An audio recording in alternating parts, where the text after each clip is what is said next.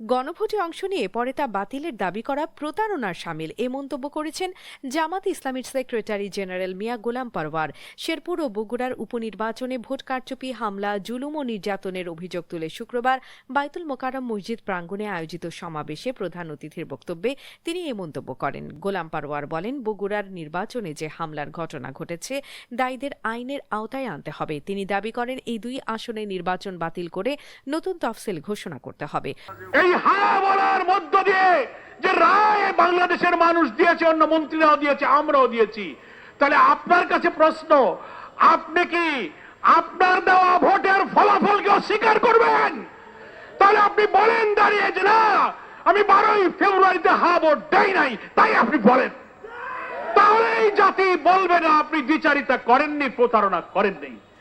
আর যদি তা না বলবেন যতক্ষণ, তাহলে আপনার দেওয়া ভোটকে আপনি অস্বীকার করেন সাহস থাকলে মানুষের কাছে দাঁড়িয়ে।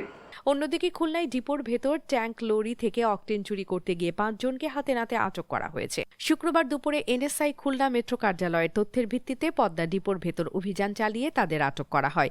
ঘটনাস্থল থেকে 10 লিটার অকটেনও জব্দ করা হয়েছে। পরে খুলনা জেলা প্রশাসনের সহকারী কমিশনার ও এক্সিকিউটিভ ম্যাজিস্ট্রেট উম্মে সালমা খানুন ভ্রাম্যমাণ আদালতের মাধ্যমে তাদের 10,000 টাকা জরিমানা করেন।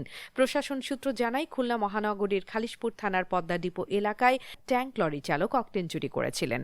এনএসআই সদস্যরা তাদের হাতে নাতে ধরে ফেলেন। পরে বাংলাদেশ পেট্রোলিয়াম আইন 2016 এর 20(1) ধারায় তাদের বিরুদ্ধে ব্যবস্থা নেওয়া হয়।